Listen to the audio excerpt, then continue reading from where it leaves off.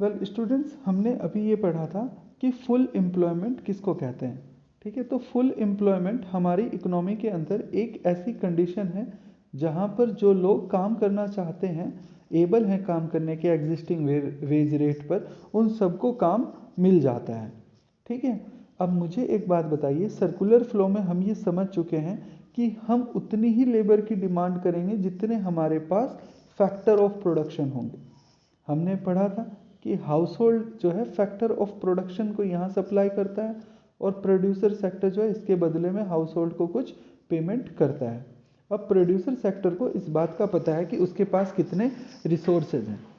Let's suppose जितने भी resources हैं प्रोड्यूसर सेक्टर के पास, उससे जो है हम 100 यूनिट का प्रोडक्शन कर सकते हैं, और इस 100 यूनिट के प्रोडक्शन के लिए मुझे 50 लेबर चाहिए।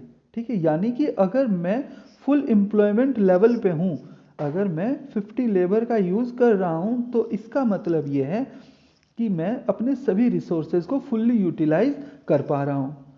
यानी कि full employment is equal to the full utilization of the resources. तो अब होता यह है कि फुल एम्प्लॉयमेंट पर इक्विलिब्रियम लेवल जो है हमारा, उसका सिंपल सा ग्राफ है कि एडी जहां एएस के इक्वल हो जाएगा।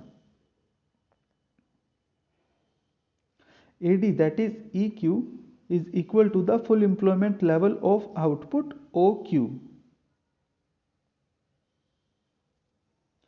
ये बड़ा ही इसका सिंपल सा ग्राफ है फुल एम्प्लॉयमेंट का। इसी के साथ अब हम पढ़ते हैं अंडर एम्प्लॉयमेंट का ग्राफ। अब अंडर एम्प्लॉयमेंट का यहाँ पर क्या मतलब है उसे हम समझते हैं। अंडर एम्प्लॉयमेंट का यहाँ पर मतलब है कि अगर फुल एम्प्लॉयमेंट होता, अगर हम रिसोर्सेज को फुल यूटिलाइज करते, अगर हम सभी को रोजगार देते, तो सिंपली हमारे पास इक्विलिब्रियम का पॉइंट आता ई। लेकिन अब इकोनॉमी के अंदर क्या हुआ है कि एग्रीगेट डिमांड हुई ही नहीं, और जब एग्रीगेट डिमांड नहीं हुई जो हम एक्सपेक्ट कर रहे थे, तो उसका रिजल्ट हमारे ये सामने आया है कि एग्रीगेट डिमांड शॉर्ट हो गई है। और जब एग्रीगेट डिमांड शॉर्ट होती है, कम रह जाती है, तो एग्रीगेट नई जो डिमांड है वो पुरानी डिमांड से कहीं ना कहीं नीचे बनेगी।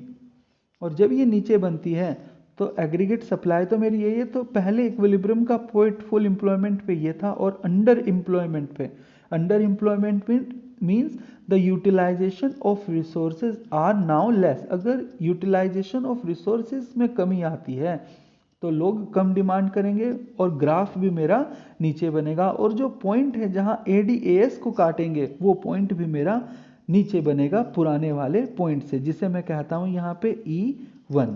ठीक है, तो अगर फुल एम्प्लॉयमेंट होता तो पहला पॉइंट आता मेरे पास E, और क्योंकि अब अंडर एम्प्लॉयमेंट हुआ है तो मेरे पास नया इक्विलिब्रियम का पॉइंट आया है, दैट इज E1। इसे हम कहते हैं equilibrium at under employment. It refers to the situation when AD is equal to AS and when the resources are not fully employed। Resources का हम पूरा यूज नहीं कर पाए। ठीक है, Q1 is less than the OQ at point F। ठीक है, इसमें यही बताया कि जो मेरा पॉइंट था पहले आउटपुट का पॉइंट भी मेरा कम हुआ है क्योंकि एग्रीगेट डिमांड कम हुई है। तो ये कर्व आएगा कब, जब होगा हमारे पास अंडर एम्प्लॉयमेंट। अब यही कंडीशन अब हम समझते हैं फुल एम्प्लॉयमेंट पर। अब फुल एम्प्लॉयमेंट एक ऐसी कंडीशन है इकोनॉमी में, वापस से ड्रॉ करके देखते हैं।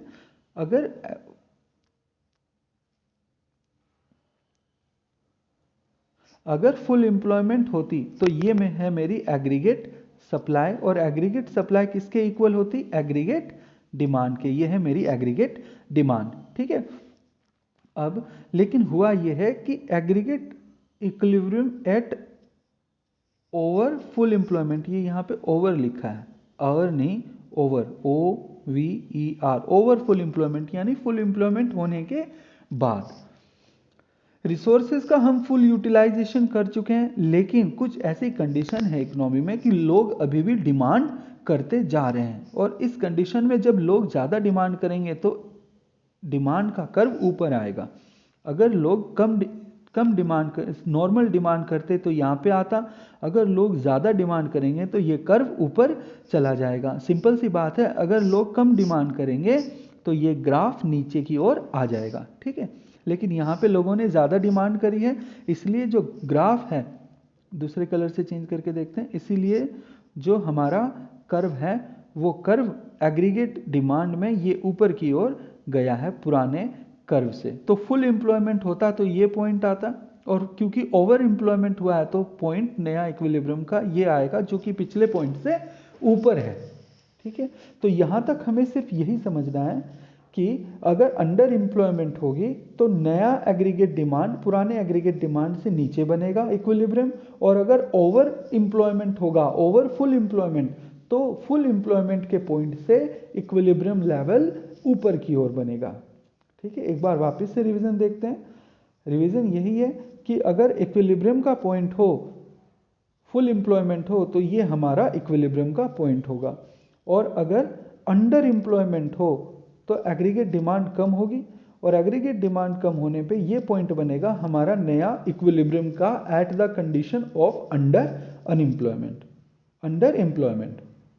और अगर ओवर एम्प्लॉयमेंट हो जाता है तो ओवर एम्प्लॉयमेंट में एग्रीगेट डिमांड ज़्यादा होगी, और नया इक्विलिब्रियम का पॉइंट जहाँ AD AS के बराबर होगा वो तीसरा पॉइंट बनेगा हमारा ओवर फुल एम्प्लॉयमेंट पे, वो होगा ये, ठीक है।